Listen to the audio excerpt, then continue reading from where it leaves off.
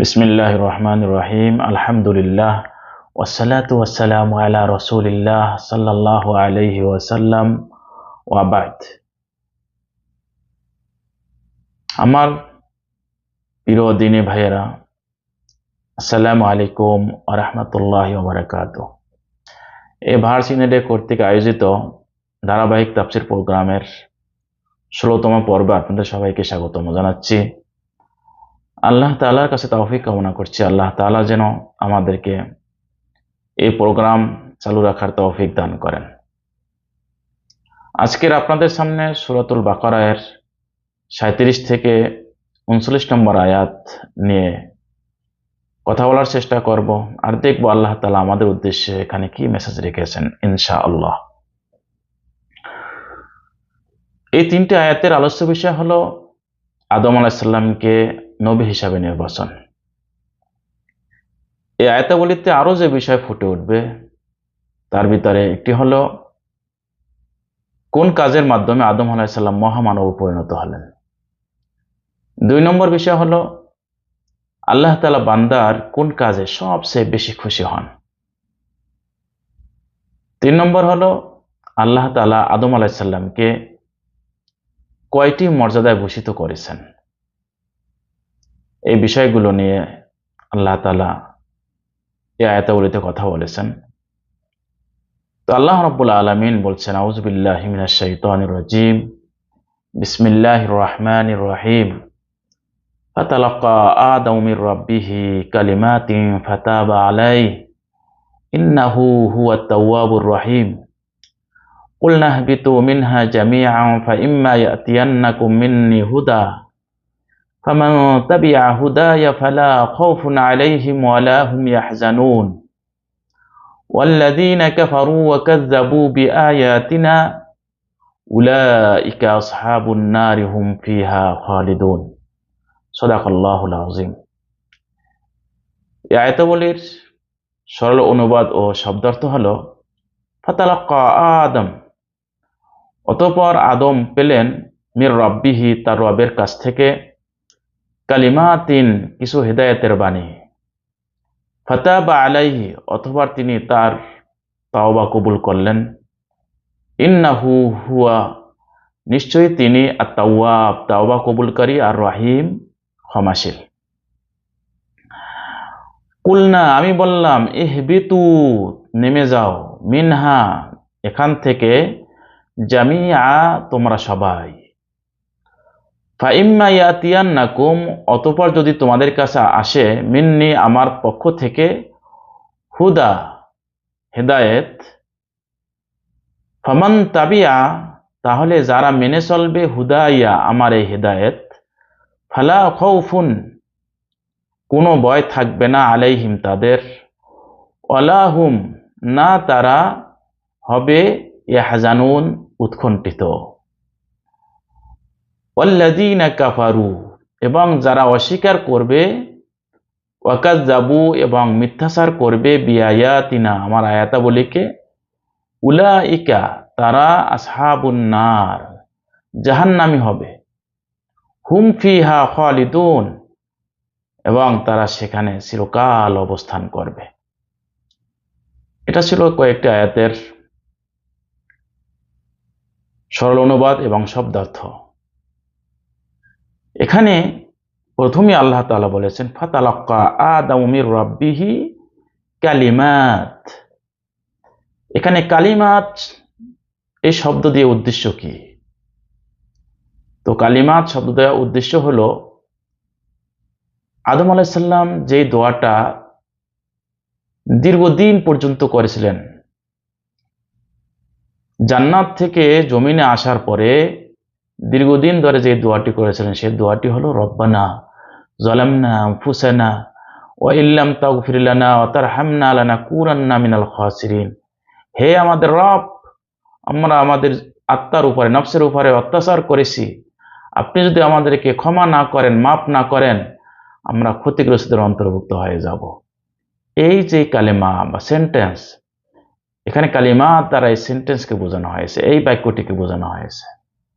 এই বাক্যটিকে মূলত আল্লাহ তাআলা আদম আলাইহিস সালামের অন্তরে ইলহাম করেছিলেন দোয়া করার জন্য। এরপরে এসেছে ফাতাবা আলাইহি, কালিমাতিন ফাতাবা আলাইহি। তো আদম আলাইহিস সালাম এবং হাওয়া আলাইহিস সালাম দুজনে তাওবা করেছিলেন আল্লাহর কাছে। ফাতাবা আলাইহি অথবা আল্লাহ রাব্বুল আলামিন আদম এবং হাওয়ার তাওবাকে কবুল করে নিলেন। এখানে তাওবা শব্দ থেকে এসেছে তাওবা শব্দটা। তো এর অর্থ হলো প্রত্যাবর্তন করা অথবা ফিরে আসা, কোনো জায়গা থেকে ফিরে আসা বা প্রত্যাবর্তন করা, একটি অবস্থান থেকে আরেকটি অবস্থানের দিকে ফিরে আসা, প্রত্যাবর্তন করা, এটাকে বলা হয় তাওবা। এই শব্দটি যখন আল্লাহর সাথে ব্যবহার হয়, আল্লাহর সাথে যখন তাবাল্লাহ এখানে ব্যবহার হয়েছে, তো আল্লাহ তাওবা করলেন, আল্লাহ তাওবা করেন না। আল্লাহ তাওবা করেন অর্থ হলো আল্লাহ তাআলা যখন তাদের গুনাহকে মাফ করে দিয়ে ক্ষমার দিকে প্রত্যাবর্তন করলেন, অর্থাৎ শাস্তি প্রদান থেকে ক্ষমা প্রদানের দিকে প্রত্যাবর্তন করলেন। আদম এবং হাওয়া তাদের যে ভুল হয়েছে, ভুলের কারণে শাস্তি পাওয়ার কথা, আল্লাহ শাস্তি দেওয়ার সিদ্ধান্ত থেকে প্রত্যাবর্তন করে কোথায় এসেছেন? ক্ষমা প্রদানের দিকে। এই যে প্রত্যাবর্তন, এটাকে বলা হয় তাবাল্লাহ। আল্লাহর শানে অর্থ হলো শাস্তি প্রদানের সিদ্ধান্ত থেকে ক্ষমা প্রদানের দিকে প্রত্যাবর্তন করা, অর্থাৎ তাওবা কবুল করা। এবং এই তাওবা শব্দটা যখন বান্দার সাথে হয়, তখন এর অর্থ হয় আল্লাহর নাফরমানি থেকে, আল্লাহর অবাধ্যতা থেকে আল্লাহর অনুগত্যের দিকে ফিরে আসা। কোন একটা পাপ হয়েছে, গুনাহ হয়েছে, কবিরা গুনাহ হয়েছে, সাথে সাথে তাওবা করা, তাওবা করে আল্লাহর অনুগত্যের দিকে ফিরে আসা, এটাকে বলা হয় তাওবা, যখন বান্দার সাথে এটা ব্যবহার হয়। তো বান্দার তাওবাকে আল্লাহ রাব্বুল আলামিন কবুল করেন কয়েকটা শর্তে। এক নম্বর শর্ত হলো বান্দা যে গুনাহ থেকে তাওবা করতেছে, প্রত্যাবর্তন করতেছে, ওই গুনাহ কাজের জন্য বান্দাকে লজ্জিত হতে হবে। দুই নম্বর হলো গুনাহের কাজটিকে ছেড়ে দিতে হবে। তিন নম্বর হলো গুনাহের কাজটি ভবিষ্যতে আর করবে না, এই মর্মে প্রতিজ্ঞাবদ্ধ হতে হবে। চার নম্বর হলো গুনাহের কাজটি যদি অন্য কারো হক সম্বলিত হয়, হক সম্পর্কিত হয়, তাহলে সেই ক্ষেত্রে ওই হকগুলো সেই মালিকের কাছে পৌঁছে দেওয়ার ব্যবস্থা করতে হবে। এই চারটা শর্তে আল্লাহ রাব্বুল আলামিন তার বান্দার তাওবাকে কবুল করে থাকেন। আল্লাহ তাআলা আমাদেরকে কবুল করুন। এরপরে সর্বশেষ বলেছেন ইন্নাহু হুয়া আত-তাওয়াবুর রহিম। তাওয়াব আর রহিম, আত-তাওয়াব আর রহিম দুইটা হলো আল্লাহ রাব্বুল আলামিনের সিফাতি নাম, গুণবাচক নাম। তাওয়াব অর্থ হলো তাওবা কবুলকারী, এটা আল্লাহ রাব্বুল আলামিনের একটি অন্যতম গুণবাচক নাম, অর্থাৎ তাওবা কবুলকারী। তো আল্লাহ রাব্বুল আলামিন সবচেয়ে বেশি খুশি হন কিসে? আল্লাহ তাআলা সবচেয়ে বেশি খুশি হন যখন বান্দা তাওবা করে। বান্দা ভুল করবে, গুনাহ করবে, কবিরা গুনাহ করবে, সগীরা গুনাহ করবে, এটা স্বাভাবিক। কুল্লুকুম খাতাউন ওয়া খায়রুল খাতাইনা আত-তাওয়াবুন, সবাই ভুল করবে, এটাই স্বাভাবিক। কিন্তু ভুলের পরে তাওবা করলে আল্লাহ রাব্বুল আলামিন সবচেয়ে বেশি খুশি হন। এমনকি যদি কেউ তার মূল্যবান কোনো সম্পদ, কোনো বস্তু হারিয়ে ফেলে এবং দীর্ঘ প্রতীক্ষার পর সেটা আবার ফেরত পায়, ফেরত পেয়ে কি পরিমাণ খুশি হয়, আল্লাহ রাব্বুল আলামিন কারো তাওবাতে তার চেয়েও বেশি খুশি হন। একটি হাদিস এসেছে, এটা মুসলিম শরীফের হাদিস, রাসূলুল্লাহ সাল্লাল্লাহু আলাইহি ওয়াসাল্লাম বলেছেন লাল্লাহু আশাদ্দু ফারহান বিতাওবাতি আহাদিকুম মিন আহাদিকুম বিদাল্লাতিহি ইজা ওয়াজাদাহা। আল্লাহ তাআলা তোমাদের কারো তাওবাতে এত বেশি খুশি হন যা তোমাদের কারো প্রিয় বস্তু হারিয়ে যাওয়ার পর তা ফেরত পাওয়ার খুশি হওয়া থেকেও বেশি। সুবহানাল্লাহ। এর জন্য আমরা যে কোনো ধরনের ভুল হলেই আমরা সাথে তাওবা করে নেব। ইচ্ছায় অনিচ্ছায় যে ভুলগুলো হয়েছে আমরা তওবা করব। তওবার জন্য শর্ত কয়টা? 4টা। আমরা ওই শর্তের আলোকে আমরা তওবা করব, তখন আল্লাহ তাআলা সবচেয়ে বেশি খুশি হবেন। আর তাওয়াব এর পর অংশ আর রহিম। রহিম শব্দের অর্থ হলো পরম দয়ালু, সিফাতের সিগা, যেখানে মোবালাগা থাকে, পরম দয়ালু। তো এটাও আল্লাহ রাব্বুল আলামিন আরেকটি অন্যতম গুণবাচক নাম। তো আল্লাহ তাআলা যে দয়ালু, কি রকম দয়া আল্লাহ তাআলার? আল্লাহ তাআলা তার বান্দার প্রতি কি রকম দয়াবান হন? রাসূল সাল্লাল্লাহু আলাইহি ওয়াসাল্লাম একটা হাদিস থেকে বোঝা যায়, একজন মা তার সন্তানকে কি পরিমাণ দয়া করেন, কি পরিমাণ স্নেহ করেন। আল্লাহ তাআলা তার বান্দাকে তার চেয়েও বেশি দয়া করেন, বেশি স্নেহ করেন, বেশি মহব্বত করেন। একটি কথা বলা হয় যে আল্লাহ রাব্বুল আলামিন তার করুণার 70,000 ভাগের 1 ভাগ পুরা বিশ্বে দিয়ে দিয়েছেন। মা সন্তানের প্রতি রহমত, বাবা সন্তানের প্রতি, ভাই বোনের প্রতি, বোন ভাইয়ের প্রতি, এভাবে পশু পাখি থেকে শুরু করে সবার যত পরিমাণ দয়া আছে, এই দয়াটা হলো এর চেয়ে 70,000 গুণ বেশি আল্লাহর কাছে রেখে দিয়েছেন আল্লাহ তাআলা। এই জন্য ভাইয়েরা, দয়া, আল্লাহ তাআলার দয়া পাওয়ার জন্য আমাদেরকে সচেষ্ট থাকতে হবে, আল্লাহর পথে চলতে হবে। একটি হাদিসে এসেছে, ওমর রাদিয়াল্লাহু তাআলা আনহু তিনি বলছেন, একবার নবী সাল্লাল্লাহু আলাইহি সাল্লাম এর নিকট কতগুলো বন্দী আসে। কোন এক যুদ্ধে রাসূলুল্লাহ সাল্লাল্লাহু আলাইহি সাল্লামের কাছে কি আসে? বন্দী আসে। বন্দির মধ্যে একজন স্ত্রী লোক ছিল, তার স্তন ছিল দুধে পূর্ণ। সে বন্দীদের মধ্যে কোনো শিশু পেলে তাকে কোলে তুলে নিত এবং দুধ পান করাতো। নবী সাল্লাল্লাহু আলাইহি সাল্লাম এই অবস্থা দেখে আমাদেরকে বললেন, তোমরা কি মনে করো এই স্ত্রী লোকটি তার সন্তানকে আগুনে ফেলে দিতে পারে? ওমর রাদিয়াল্লাহু তাআলা আনহু বলেন, তখন আমরা বললাম, ফেলার ক্ষমতা রাখলেও সে কখনো এই কাজ করবে না, ফেলবে না। তারপর রাসূল সাল্লাল্লাহু আলাইহি সাল্লাম বললেন, এই স্ত্রী লোকটি যতটা তার সন্তানের প্রতি দয়ালু, আল্লাহ তাআলা তার বান্দার প্রতি তার চেয়েও বেশি দয়ালু। এটা বুখারী শরীফের হাদিস এবং মুসলিম শরীফও আছে, মুত্তাফাকুন আলাইহি হাদিস। সুবহানাল্লাহ। তো আল্লাহ রাব্বুল আলামিন আমাদেরকে দয়া করার জন্য, রহমত করার জন্য বসে আছেন। এর জন্য ভাইরা আমাদেরকে বেশি বেশি আল্লাহর রহমত তালাশ করতে হবে, তার করুণা, তার দয়া, এটা তালাশ করতে হবে। আল্লাহ তাআলা আমাদেরকে তৌফিক দেন। এখানে আত-তাওয়াব আর রহিম বলা হয়েছে, দুটো শব্দ পাশাপাশি আনা হয়েছে। কেন এটা? কারণ কি? এর কারণ সম্পর্কে তাফসীরকারগণ যে কথা বলেছেন সেটা হলো, তো ইমাম আল মারাগি রাহমাহুল্লাহ তিনি বলেন যে এটা পাশাপাশি আনা হয়েছে, রহমানকে, রহিমকে তাওয়াবের পাশাপাশি আনা হয়েছে, তাওবা কবুলকারী, পরম দয়ালু। পাশাপাশি আনার কারণ হলো যে গুনাহের পরে অনুতপ্ত বান্দাকে আল্লাহ তাআলা ক্ষমা করার জন্য, দয়া করার জন্য সর্বদা প্রস্তুত থাকেন। অর্থাৎ তাওয়াব, তওবা কবুলকারী, যে ভুল করেছে, তাওবা করেছে, আল্লাহ তাআলা তার তাওবা কবুল করে নিয়ে তার প্রতি দয়া করেন, রহমত বর্ষণ করেন। এই জন্য দুটো শব্দকে পাশাপাশি আনা হয়েছে এখানে। এর পরের আয়াতে আল্লাহ রাব্বুল আলামিন কি বলেছেন দেখি। এখানে বলেছেন, কুল নাহবিতু মিনহা জামিআ ফাইম্মা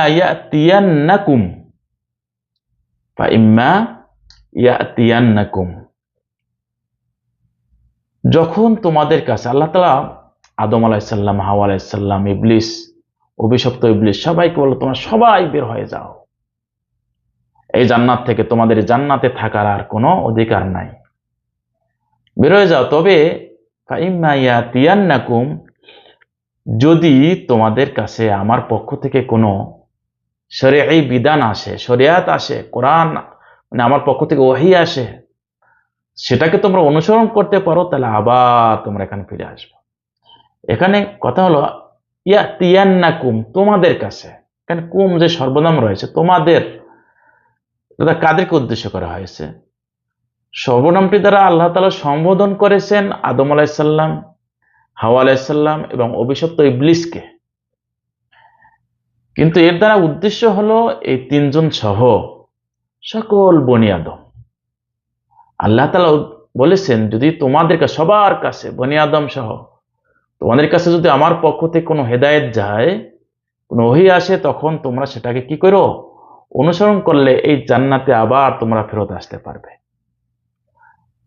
হুদা, ফাইম্মিয়াতিয়ান্নাকুম মিন্নি হুদা, হুদান দ্বারা উদ্দেশ্য হলো ইসলামী শরিয়া, কোরআন সুন্নাহ।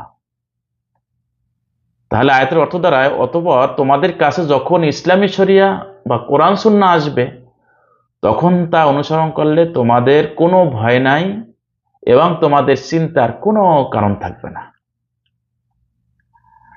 এরপরে সর্বশেষ আয়াতে আল্লাহ রাব্বুল আলামিন বলছেন, আল্লাযীনা কাফারু ওয়া কাযযাবু বিআয়াতিনা, যারা অস্বীকার করবে এবং আমার আয়াতাবলীকে মিথ্যা প্রতিপন্ন করবে। বিআয়াতিনা, এখানে আয়াত দ্বারা উদ্দেশ্য কি? এই আয়াত দ্বারা উদ্দেশ্য কি? এখানে দুটা জিনিস উদ্দেশ্য হতে পারে।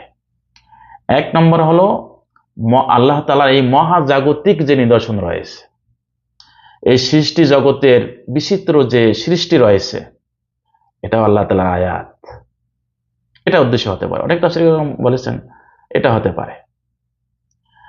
দুই নম্বর একটা উদ্দেশ্য হলো এই যে কোরআনের যে আয়াতাবলী রয়েছে, 6666টি যে আয়াত রয়েছে আমরা জানি, এই আয়াতাবলীকে উদ্দেশ্য হতে পারে। তা দুইটা, তাহলে আমরা দুইটাকে উদ্দেশ্য করতে পারি। আল্লাহর দুইটা আয়াত রয়েছে, একটা প্র্যাকটিক্যাল। ইমাম মওদুদী রাহিমাহুল্লাহ তিনি বলেছেন, আল্লাহর আয়াতাবলী দুই প্রকার। একটা হলো প্র্যাকটিক্যাল, যেটা আমরা আমাদের চোখের সামনে দেখি, গাছগাছালি, এই সূর্য, পৃথিবী, এই চন্দ্র, এই তারকা, আমাদের সামনে মাটি, এই সুন্দর ফসল, এই সবগুলো আল্লাহ তাআলার প্র্যাকটিক্যাল নিদর্শন। আর থিওরিক্যাল নিদর্শন হলো কি? কোরআনের যে আয়াতাবলী রয়েছে, এই আয়াতাবলী। এই জন্য মুফাসসিরিন বলেন, এই দুই প্রকার আয়াতের যে কোনো একটাকে অস্বীকার করলে সে কাফের হয়ে যাবে। কোরআনের আয়াতকে অস্বীকার করলে যেমন কাফের হবে, আমরা যে প্র্যাকটিক্যাল আয়াতগুলো দেখি, এই গাছের সৃষ্টিকর্তা কে? গাছ সৃষ্টিকর্তা আল্লাহ।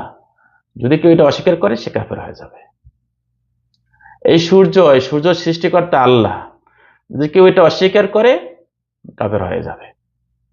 আল্লাহ রাব্বুল আলামিন আমাদেরকে মাফ করেন, আল্লাহ তাআলা আমাদেরকে হেদায়েত ওয়ার রাখেন, এটা তৌফিক কামনা করছি। এই আয়াতাবলীর অন্যতম শিক্ষা হলো, এক নম্বর হলো এখানে আল্লাহ রাব্বুল আলামিন আদম আলাইহিস সালামকে নবী হিসাবে নির্বাচন করেছেন। ফাইম্মা ইয়াতিয়ান্নাকুম মিন্নি হুদা, যখন তোমার কাছে আমার পক্ষ থেকে ওহী আসবে, নবুয়াত আসবে, সেটাকে অনুসরণ করলে তোমরা সবাই আবার জান্নাতে ফিরে আসতে পারবে। এর মাধ্যমে আল্লাহ রাব্বুল আলামিন আদম আলাইহিস সালামকে নবুয়াত দিয়েছেন, নবী নির্বাচন করেছেন। এখানে আরেকটি হতে ফাতাবা আলাইহি বলেছেন, আদম আলাইহিস সালাম তাওবা করেছিলেন। আদম আলাইহিস সালাম কি কবিরা গুনাহ করেছিলেন যে তাওবা দরকার হয়েছে? আর নবীদের সামনে তো কবিরা গুনাহ করা এটা তাদের শানে মানায় না, এটা নবীদের ক্ষেত্রে জায়েজ নাই। তাহলে কিভাবে তিনি তাওবার কথা এখানে আল্লাহ তাআলা বললেন? তো এখানে দুইটা কথা রয়েছে। এক নম্বর হলো যে আদম আলাইহিস সালাম তিনি কি করেন নাই? তিনি কবিরা গুনাহ করেন নাই, অথবা এটা কবিরা গুনাহ হয়ে থাকলেও এটা তার নবুয়তের পূর্বে হয়েছে, কারণ জান্নাতে থাকাকালে। আর আদম আলাইহিস সালাম নবুয়ত পেয়েছেন পৃথিবীতে আসার পরে। সুতরাং নবুয়তের আগের ভুল ত্রুটি, কবিরা গুনাহ, সগীরা গুনাহ, ওইটা ধর্তব্য নয়। দুই নম্বর যেটা, সেটা হলো শরীআই কবিরা গুনাহ, এটা তো আরো পরে এসেছে। আর আদম আলাইহিস সালাম জান্নাতে ছিলেন, জান্নাত তো আর এটা মাকামুত কি না, তাকলিফ না, এখানে কোনো শরীয়তের বিধান হাত জারি করার জায়গা না। সেখানকার ভুলের কারণে সর্বোচ্চ আল্লাহ তাআলা যেটা করেছে সেটা হলো আল্লাহর অবাধ্য হয়েছে, কিছু বিষয় ভুল হয়েছে, ওখান থেকে বের করে দিয়েছে, এতটুকুই শাস্তি। তা শরীর কোনো কবিরা গুনাহে তিনি নিমজ্জিত হয়েছেন এরকম কিছু হয় না এখানে। আল্লাহ তাআলাই ভালো জানেন। এরপরে 37 নম্বর আয়াতের আলোকে বলা যায় ইসলামী শরিয়া অনুসরণ করে আমাদের সমাজে সবচেয়ে বেশি ফালা খাউফুন আলাইহিম, আল্লাহ তাআলা বলেছেন যারা আমার শরিয়াতকে অনুসরণ করবে তাদের বিগত ভুল ত্রুটির জন্য কোনো ডিপ্রেশন থাকবে না, পেরেশানি থাকবে না, আর সামনে কি হবে সেটার জন্য তারা কোনো ভয় পাবে না। তাহলে ভাইরা এখন বর্তমান সমাজে ডিপ্রেশন পেরেশানি খুব বেড়ে গেছে সমাজে। আত্মহত্যা এখন প্রতিদিন আত্মহত্যার সংবাদ পাওয়া যাচ্ছে, স্বামী স্ত্রীকে হত্যা, স্ত্রী স্বামীকে হত্যা, সন্তানকে পর্যন্ত মা সন্তানকে হত্যা করছে। এটা পেরেশানির কারণে। কি করবে, দুশ্চিন্তা পেরেশানিটার কারণে। সমাজে বেহায়াপনা বেড়ে গেছে, অবৈধ সম্পর্ক বেড়ে উঠছে, যার কারণে মানুষের মধ্যে পেরেশানি, একটু এদিক সেদিক হলেই পেরেশানিতে ভুগে। বিশেষ করে পশ্চিমা বিশ্বে তো আরো বেশি, আত্মহত্যার সংখ্যা অনেক বেশি এই পেরেশানির কারণে। এই পেরেশানি থেকে, এই ডিপ্রেশন থেকে মুক্তি পাওয়ার একমাত্র উপায় হলো শরিয়াতের অবলম্বন করা, শরিয়াতকে অনুসরণ করা। মানুষের একটা আশ্রয়স্থল থাকা দরকার। দুনিয়ার কাউকে যখন আমি পাবো না, পিতাকে আমি পাবো না, আমার মাকে পাবো না আমার ফেওয়ারে, আমার সন্তানদেরকে পাবো না আমার পক্ষে, আমার বন্ধু বান্ধবদেরকে পাবো না, পেরেশানি আর পেরেশানি। পরে কি করে, কোনো আশ্রয়স্থল না পেয়ে আত্মহত্যা করে। যদি দুনিয়ার কেউ না থাকে, একজন রয়েছেন আল্লাহ তাআলা, তাকে আশ্রয়স্থল যদি বানানো যায় তাহলে সেক্ষেত্রে আর ডিপ্রেশন থাকে না, আত্মহত্যার এই ঝুঁকি আর থাকে না। আল্লাহ তাআলা আমাদেরকে শরিয়াতকে অনুসরণ করার তৌফিক দান করেন। সর্বশেষ আয়াতে যেটা বলা হয়েছে 39 নম্বর আয়াতে, যে যারা আল্লাহ রাব্বুল আলামিনের ওহীকে অনুসরণ করবে, ঈমান আনবে, ভালো কাজ করবে, তাদের জন্য ফালা খাউফুন আলাইহিম ওয়ালা হুম ইয়াহজানুন, তাদের কোনো ভয়ের কারণ নাই, জান্নাত দেওয়া হবে। পরের অংশে বলা হয়েছে, পরের আয়াতে 39 নম্বর আয়াত, এটা 38 নম্বর আয়াত, 39 নম্বর আয়াতে বলা হয়েছে ওয়াল্লাযীনা কাফারু ওয়া কাযযাবু বিআয়াতিনা উলাইকা আসহাবুন নার হুম ফিহা খালিদুন। যারা আল্লাহ তাআলার এই শরিয়াত পাওয়ার পরে অস্বীকার করবে, মিথ্যা প্রতিপন্ন করবে আল্লাহর আয়াতাবলীকে, তারা আর এই জান্নাতে ফিরে যেতে পারবে না। শয়তানের ওয়াসওয়াসায়, কুমন্ত্রণায় পরে যারা এই ওহীকে অস্বীকার করবে তাদের ঠিকানা হবে জাহান্নামে, নাউযুবিল্লাহ। তাহলে এই দুই দল মানুষ হবে। আল্লাহ রাব্বুল আলামিন আমাদেরকে জান্নাতের দলে আমাদের নাম লেখান, সেই তৌফিক কামনা করছি আল্লাহ তাআলার কাছে, আমরা যেন ভালো কাজ করতে পারি, আল্লাহ তাআলা আমাদেরকে সেই তৌফিক দেন। এই যে এখানে 30 নম্বর আয়াত থেকে 39 নম্বর আয়াত, আজকে যে 39 নম্বর আয়াত পর্যন্ত আমরা তেলাওয়াত করলাম, এই আয়াতাবলীতে আল্লাহ রাব্বুল আলামিন আদম আলাইহিস সালামের প্রতি 5টি মর্যাদার কথা এখানে বলেছেন। এক নম্বর মর্যাদা হলো আল্লাহ রাব্বুল আলামিন এই পৃথিবীতে আদম আলাইহিস সালামকে প্রতিনিধি, খলিফা নির্বাচন করেছেন। 2 নম্বর মর্যাদা হলো আল্লাহ কর্তৃক আদম আলাইহিস সালামকে শিক্ষা দিয়েছেন, ওয়াল্লামা আদম আল আসমা কুল্লাহা। 3 নম্বর যে মর্যাদা সেটা হলো ফেরেশতাদের দ্বারা আদম আলাইহিস সালামকে সিজদা দেওয়া হয়েছে। ওয়াইজ কুলনা লিল মালাইকাতি ইসজুদু লিআদম ফাসাজাদু। 4 নম্বর সম্মান বা মর্যাদা আল্লাহর পক্ষ থেকে আদম আলাইহিস সালামের জন্য সেটা হলো জান্নাতে বসবাসের সুযোগ দিয়েছেন। ওয়াকুলনা ইয়া আদাম উসকুন আনতা ওয়া যাওজুকাল জান্নাহ। এবং সর্বশেষ যেটা আজকের যে আয়াতে আমরা পড়লাম, আল্লাহ তাআলা আদম আলাইহিস সালামকে প্রথম নবী হিসাবে নির্বাচন করেছেন। সুবহানাল্লাহ। এই 5টি মর্যাদা, এটা আমাদের সম্মানের। আমরা বনি আদম আলাইহিস সালামের সন্তান, এটা আমাদেরও সম্মান। আল্লাহ তাআলা আমাদেরকে বোঝার তৌফিক দেন। এখানে আরেকটা বিষয়, আদম আলাইহিস সালাম কিন্তু ছোটখাটো হলেও একটা ভুল করেছেন, গাছের কাছে গিয়া। ইবলিসও ভুল করেছে সিজদা না দিয়া। 2টা ভুল কিন্তু সমমানের, ঠিক না? তো এই সমমানের ভুল করে একজন হয়ে গেল সবচেয়ে অভিশপ্ত, দুনিয়ার সবচেয়ে অভিশপ্ত, সবচেয়ে নিচু মানের সৃষ্টি সে এখন, ইবলিস, অভিশপ্ত শয়তান, যার উপর সবাই লানত করে। আর আরেকজন আদম আলাইহিস সালাম, তিনি মহামানবে রূপান্তরিত হন। পার্থক্যটা কি হয়েছিল? পার্থক্য হয়েছিল, ইবলিস সে ভুল করে, ভুলটাকে স্বীকার করে নাই, তাওবাও করে নাই, সেই জন্য অভিশপ্ত শয়তানে পরিণত হয়েছে। অপরদিকে আদম আলাইহিস সালাম ভুল করেছে, কিন্তু ভুলটাকে স্বীকার করে নিয়েছে, তাওবা করেছে, সে মহামানব রূপান্তরিত হয়েছে। ভাইরা আমার, এই জন্য আমরা কোন ধরনের ভুল ত্রুটি করলে সাথে সাথে তাওবা করব, ভুলটাকে স্বীকার করে নেব, তাওবা করব। আল্লাহ তাআলা আমাদেরকে তৌফিক দান। এই আয়াতাবলিতে দুইটা আমল আমরা খুঁজে পাই। এক নম্বর আমল হলো ইসলামী শরিয়া অনুসরণ করা। আল্লাহ তাআলা বলেছেন, তোমরা জান্নাত থেকে এখন যাও, কিন্তু ইসলামী শরিয়া অনুসরণ করলে আবার আসতে পারবে এখানে।